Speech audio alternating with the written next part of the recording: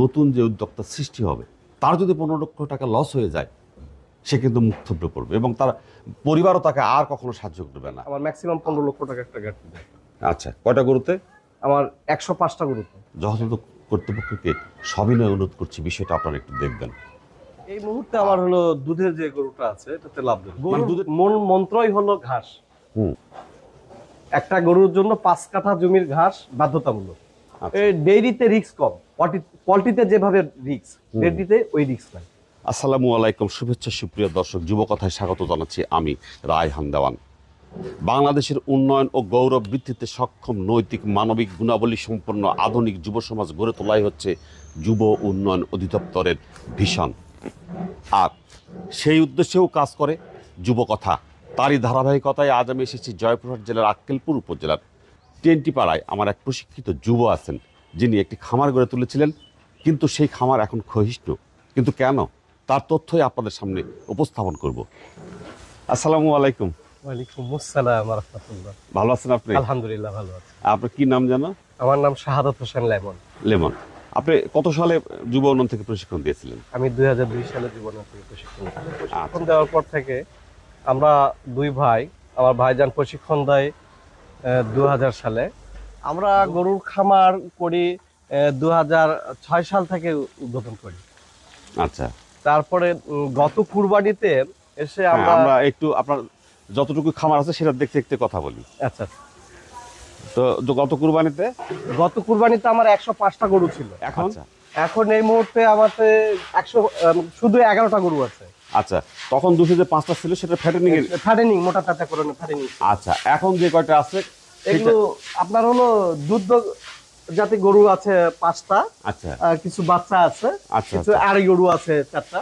আচ্ছা, এগুলো একটু আমরা দেখি আপনি কেন এবারে ফ্যাটেনিং করতেছেন না, ওইটা সহ এটাও দেখবো আজকে। আবার তো সামনে কুরবানি ঈদ।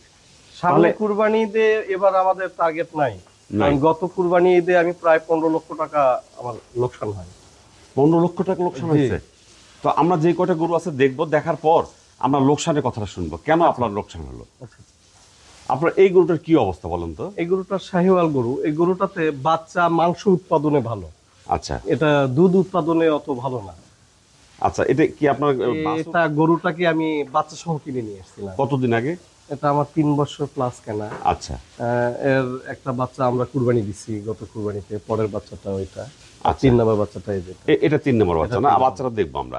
আর এটা দুধ দিচ্ছে এখন কতখানি? 5 লিটার দুধ কি নেন আপনি? এটা কি দুধ নেন? এটা দুধ একবার 5 লিটার নেই। আচ্ছা, আর মোট কত হয় তাহলে? দুবেলা দিলে আরো হয়তো 3 কেজি প্লাস হবে। আচ্ছা, কিন্তু এই যে বাছুরটা, আচ্ছা, এর ওয়েট কত হবে? 50 প্লাস। 50 যদি প্লাস হয়, আমরা 50 ধরলাম। 50 কেজি একটা বাছুরের জন্য কত লিটার দুধ লাগবে? এখন ম্যাক্সিমাম ইয়েতে এই গরুটাতে 4 লিটার দুধ খাওয়াতেই হবে। 4 লিটার দুধ খাওয়াতে হবে। 10 কেজিতে 1 লিটার দুধ, তাহলে ও কিন্তু 5 লিটার দুধ পায়। জি জি জি, সূত্র মতে। হ্যাঁ, কিন্তু আপনি একটু কমও দিচ্ছেন। মানে এবার শীতে এবার একটু দুধের একটু কম, আমি একটু ফাটেনিং যোগ করাতে দুধ একটু প্লাস হয়েছে। আচ্ছা আচ্ছা, এই যে গাভীটা দেখছি, এটা কি আপনার খামারের গরু না? এই গরুটা আমি কিনে নিয়ে আসছি। কতদিন আগে? 2 মাস। আচ্ছা, বাচ্চা সহ গরুটা কিনে নিয়ে আসছি। কত দিয়ে? গরুটা কেনা 1,48,000। আচ্ছা, দুধ দিচ্ছে কতগুলো? দুবেলায় আমি 10 লিটার দুধ পাই এটা। আচ্ছা, আর এই বাছুরটা? বাচ্চাটা গাভীরই, এটাতে আপনার এই দুবেলায় 5-6 লিটার দুধ পাই। আচ্ছা, এটা এখন যদি বাজার বিক্রি করেন দাম কত হবে? 40। আর কিনলেন কখন, কত দিয়ে? মা সহ কিনলাম আমি হলো 1,48,000। আচ্ছা, তাহলে আপনার শুধু 1 লক্ষ থাকলো এখন। আচ্ছা, দুধ তো এখানে কিছু বিক্রি করেন? হ্যাঁ, দুধ পাওয়া যাচ্ছে। এখন কত লিটার দুধ নিচ্ছেন ওর কাছ থেকে? 10 লিটার। আচ্ছা, 10 লিটার দুধ নিচ্ছেন। কি কি খাবার দেন?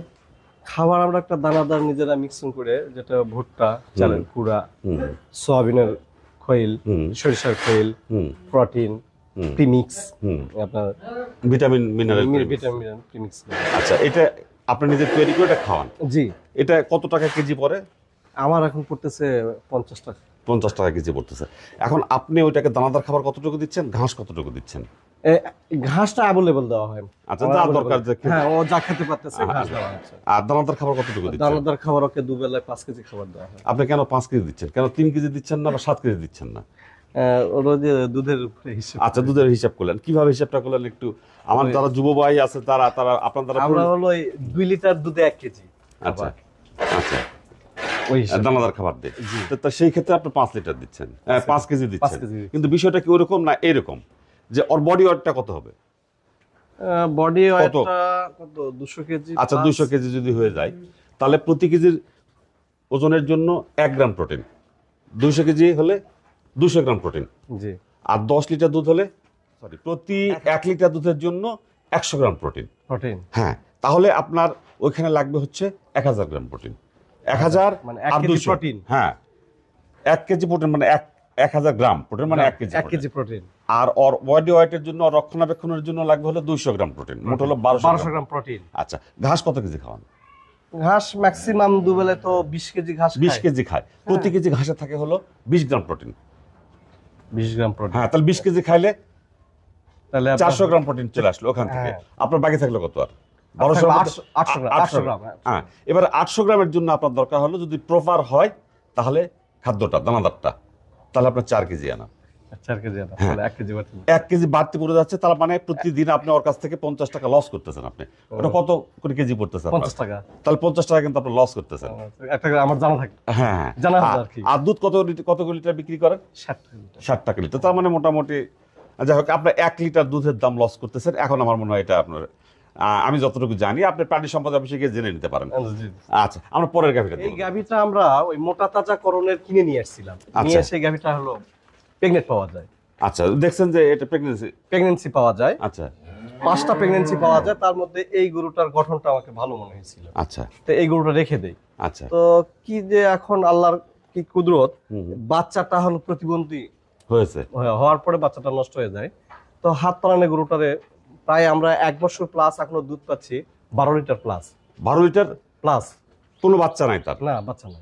আর এরপর কি এর মধ্যে কি কনসেপ্ট করছে বা হিটে আসছে? ওই হিটে 2 বার আসছিল, কিন্তু এর জরায়ুর প্রবলেমের কারণে একে কনসেপ্ট করানো যায় নাই। আচ্ছা, তো আমি আপনি কি ডক্টরের সঙ্গে কথা বলেছেন? ডক্টরের সঙ্গে আপনার পশু হাসপাতাল প্রাণী সম্পদ অধিদপ্তরের ভিএসআর নিয়ে আসছিল। উনি এসে নিজে পরীক্ষা করে ওই যখন গরম হয়েছিল ওই প্রজননের মতো করেই এটা ঔষধ দেওয়া, অ্যান্টিবায়োটিক দেওয়া হয়েছে। আচ্ছা, আচ্ছা, তো গরুটা আজকে আবার গরম হয়েছে, তো স্যারের কাছে যাবো। আচ্ছা, আচ্ছা, আজকে হিট হচ্ছে, ভালো খবর। যদি এখন আল্লাহ একদিনে 4টা গরু হিটে আসছে। হ্যাঁ, আচ্ছা, তো খুব ভালো। আর এটা খাবার টাবার ঠিক মতো দিচ্ছেন তো? হ্যাঁ, এটা তো এটা দুধ তো বোঝেন, জি। দুধ কত লিটার বললেন? 12 লিটার। 12 লিটার। তার 12 লিটারের প্রোটিনটা 12 লিটার, আর বডি ওয়েটটা অনুযায়ী আপনি এটাকে করবেন, আপনার লস হবে না। অবস্থা বলেন তো। এই গরুটা আমি 1,97,000 টাকাতে কিনছি। মানে 2 লক্ষই প্রায়। প্রায়, হ্যাঁ। কতদিন আগে গরুটা কিনছি সামথিং 4 মাস। আচ্ছা, এখন কি অবস্থা আছে? এই গরুটার আমি প্রায় 16 লিটার দুধ পাই, 15-16 লিটার। বাচ্চাটা মেয়ে বাচ্চা সহ নিয়েছিলেন? বাচ্চা সহ নিয়ে। দেশি গরু থেকে কিন্তু এরকম দুধ উৎপাদন করতে পারি। হ্যাঁ, আমাদের কয়েক বছর সময় লাগবে এই আর কি। এখানে দুধ তো 60 টাকা লিটার যাচ্ছে, তার মানে আপনার লস হচ্ছে না খুব একটা, নাকি আপনার লস হচ্ছে? দুধে লস হচ্ছে না, তাই না? আচ্ছা, ধরে নিলাম আমি এটা কত লিটার? 15 লিটার। 15 লিটার দুধের দাম কত হচ্ছে? 6 আর 3 900 টাকা। হ্যাঁ, 900 টাকা। যদি 900 টাকা দাম হয়, এর পিছনে খাবার কত যাচ্ছে খরচ? 7 কেজি খাবার 350 টাকা খাবার, দানাদার খাবার যায়। হ্যাঁ, আর ঘাস যদি বাজার মূল্য ধরি, ঘাসে আরো 200 টাকা। 200, তা 300, 400, 500, 550 টাকা। হ্যাঁ। আর থাকলো কত তাহলে? 350 টাকা। আরো 300 বা 400 টাকা। হ্যাঁ, তার মানে এই গাভীটা থেকে আপনার প্রতিদিন 300 টাকা প্রফিট হচ্ছে। তার মধ্যে বাচ্চাটা আমার প্লাস পয়েন্ট। হ্যাঁ, বাচ্চাটা একটা সময় আপনার ফ্রি হয়ে যায়। আমি যেটা দেখলাম যে গরু, ছোট গরু কেনা হবে না, একটু ভালো মান দেখে প্রায় 2 লক্ষ টাকা টার্গেটে গরু কিনতে। আচ্ছা, 1,48,000 যে গরুটা নিচ্ছি ওইরকম গরু আর নেওয়া হবে। আচ্ছা, এটার কি অবস্থা বলেন তো? এটা শাহিওয়াল গরু, আমার ওই গাভীটার বাচ্চা এটা। আচ্ছা, প্রথম যে গাভীটা দেখলাম তার বাচ্চা এটা। এটা এর বয়স কত? এর বয়স আপনার 23 মাস। এটা কি হিটে আসছে? হিটে পরপর 2 বার আসছিল, হ্যাঁ। কিন্তু আসলে কনসেপ্ট হয় নাই। আচ্ছা, কেন হয় না এটা? ডাক্তারদের কথা যে গরুটার উত্তেজনাটা অনেক বেশি। আপনার এই বকনাটা দেখতে কিন্তু খুব সুন্দর, খুবই সুন্দর। এখন আমার মনে হয় এটা থেকে যদি কনসেপ্ট করাতে পারেন, ভালো বাচ্চা বের হবে। আর একটা শাহিওয়াল ভালো, খুব উন্নত জাতের। হ্যাঁ, উন্নত জাতের বাচ্চা বের করতে পারবেন। আর আমরা ওই পাশে আরো একটা সুন্দর এই আপনার। দুটো আরই গরু। আচ্ছা, এটার বয়স কত? এই দুটো গরু আমার নেওয়া গত কুরবানির আগে প্রায় 1 বছর হয়ে গেছে। আচ্ছা, কত দিয়ে কিনেছিলেন তখন? আমার দুটো গরু হলো 74,000 টাকা দিয়ে নেওয়া। মাত্র 74,000? জি। আর আজকে যদি বিক্রি করেন? তো আমার ম্যাক্সিমাম 3 লক্ষ টাকা না হলেও 1,80,000 টাকা আমি মানে এক দুইটা লাখ না, দুইটা মিলে দুটা মিলে 2,80,000 টাকার মতো পাবো। আচ্ছা আচ্ছা, এটা কি জাতের এগুলো? এগুলো আপনার হলো ওই ক্রসের গির বলে আর কি, ইন্ডিয়ান গিরের একটু ক্রস, দেশি থেকে আর কি। আচ্ছা আচ্ছা, বাজারে যে গিয়ে খুবই তো মানে হ্যাঁ, একদম, তো এই দুটা গরু নেওয়া ছিল যে হালকা দুধ ছিল, তো এই বাচ্চাগুলো যায় ওই দুটা গরু দুধ খাচ্ছিল।